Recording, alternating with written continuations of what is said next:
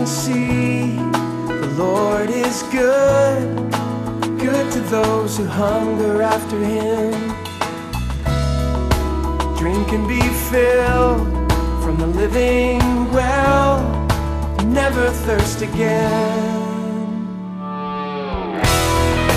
Taste and see, the Lord is good, good to those who hunger after Him.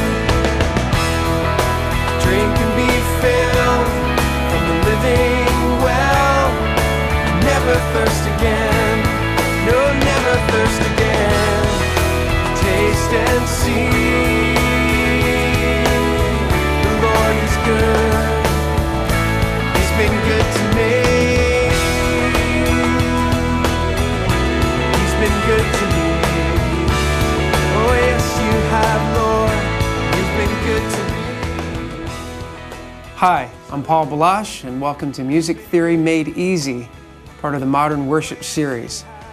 This particular subject has been on my heart for many years as I've been able to work with bands around the world and to teach classes and to work with musicians. I've realized how important it is to have a common understanding of the language of music. And there are some standard language issues that are understood by musicians around the world that we really need to grasp. All of us need to grasp, even if you're just part of a worship team and just you and your piano player or you and a guitarist, or all the way up to if you ever hope to play in a studio or to record yourself.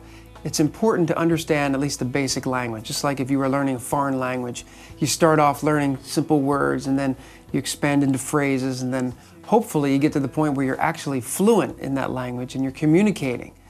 So we're going to spend a lot of time attacking this subject from different angles. We're going to repeat ourselves a lot, but we're going to approach it from a sort of academic, on an old low-tech whiteboard and a magic marker, and then we'll come at it with a keyboard and say, let's look at it from this angle, and then I'll approach it with a guitar, and some of you guitarists then can hopefully understand how these concepts relate to the guitar, etc. But again, repetition of what I believe are the fundamentals, the basics that we have to master to be able to communicate in this language.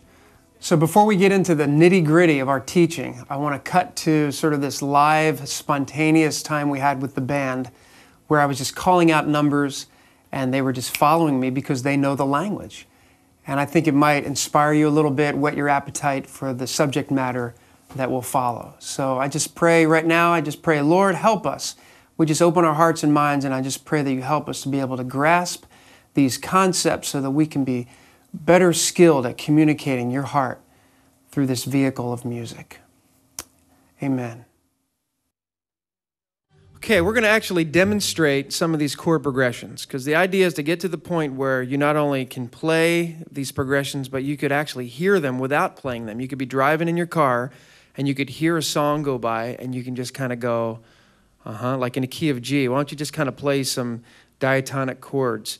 And just let me, okay, that's 1, 4, 5, 4, 1. See, 1 just has this feeling of like, let's all just play a 1 chord, guys. In the key of G. Doesn't matter what key we're in, a 1 chord would feel the same. Right now, the tone center that we're in, the tonal center, is a key of G. So let's just kind of get that rooted into our minds. That's the 1 chord. Now let's play a 4 chord.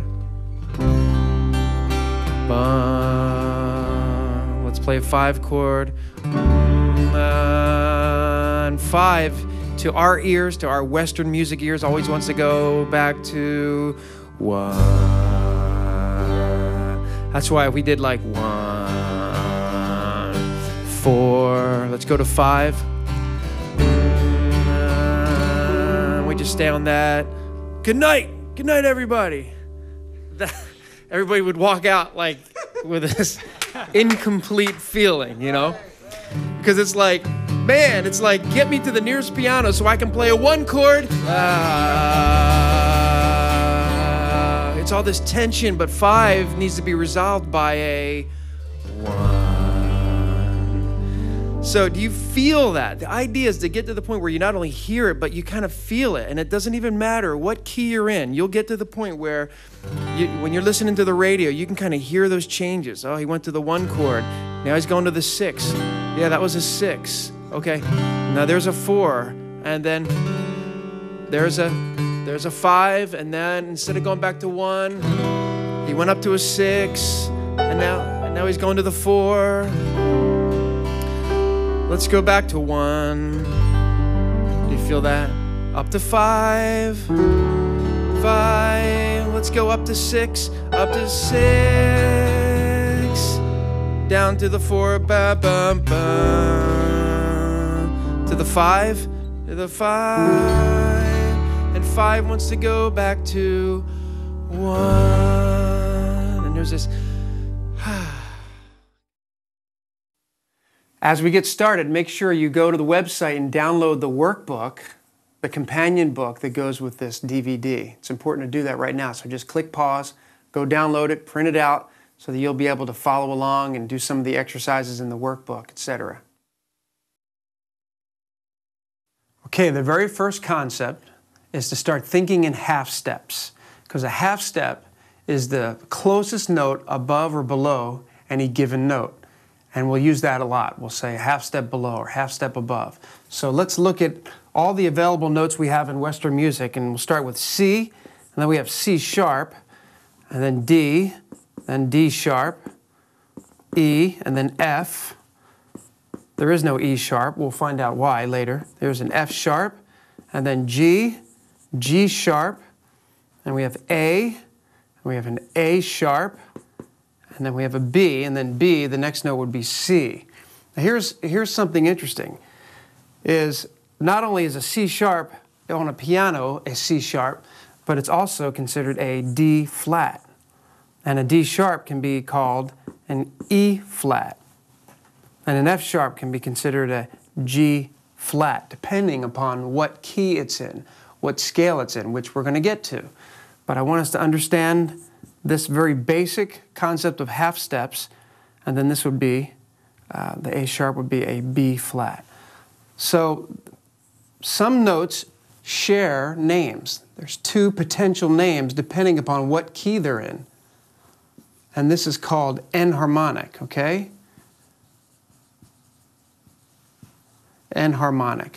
So a C sharp and a D flat are the same note on a piano or a guitar. D sharp, E flat, they all share the same note, but they could be called something different depending upon what scale they're in. Okay, let's look at this idea of half steps. Let's look at the keyboard here. And this is moving up in half steps, otherwise known as chromatic, moving up a chromatic scale. So between C and C sharp is a half step.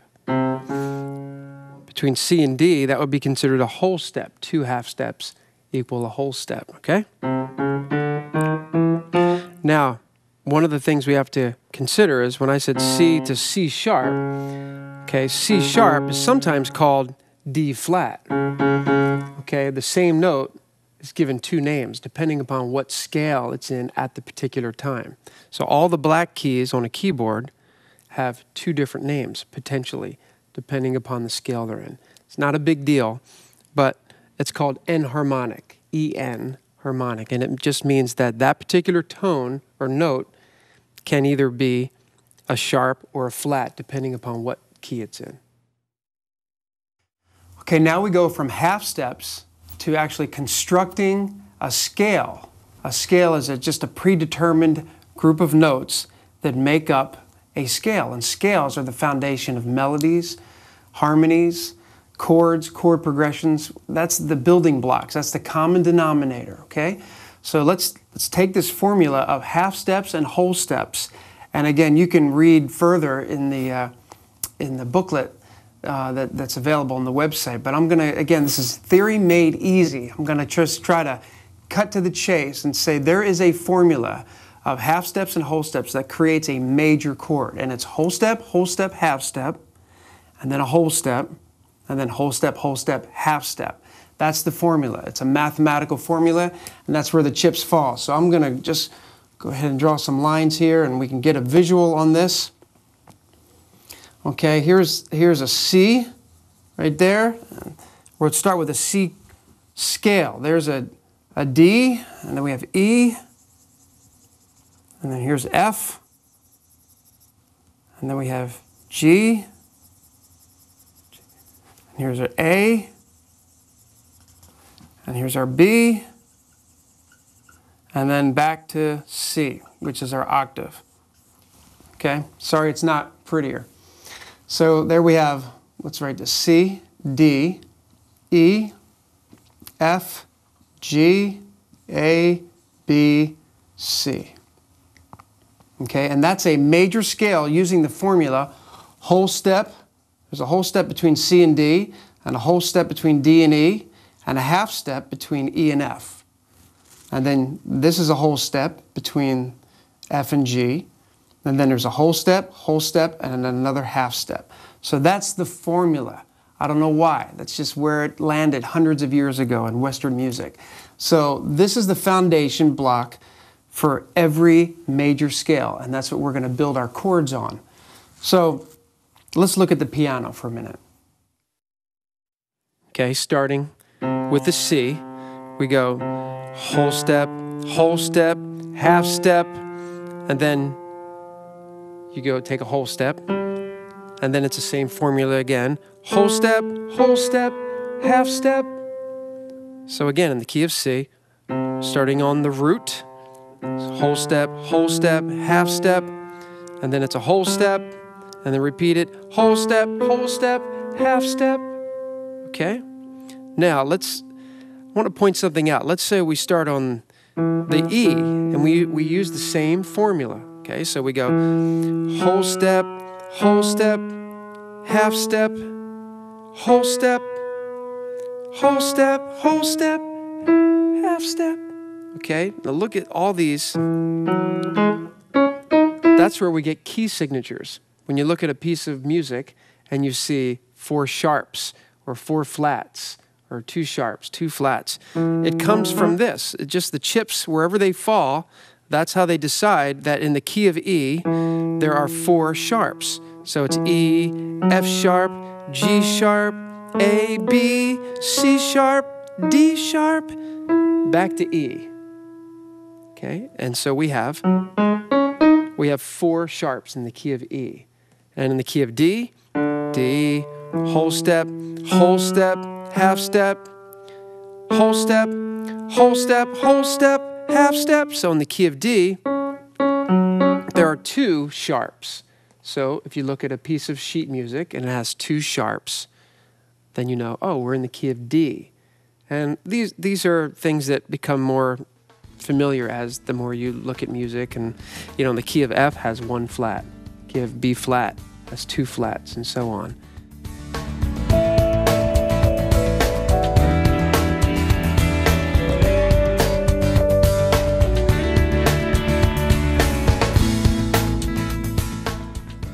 All right, I just erased the whole step, half step idea, but you understand how we construct a major scale. Whole step, half step, whole step, half step. Now, as we talk about numbers, we throw a lot of numbers around, and sometimes we refer to, when we use numbers, we refer to notes in the scale. At other times, we may refer to chords. We'll say a 1 chord, or a 4 chord, or a 5 chord, or a 6 minor chord. But sometimes we'll refer to individual notes as numbers as well. So just, it's not confusing, you'll understand it. But just so you know, like for example, if I was driving in my car and I was trying to think of the notes to Mary Had a Little Lamb, you know, 3, 2, 1, 2, 3, 3, 3, 2, 2, 2, 3, 5, 5.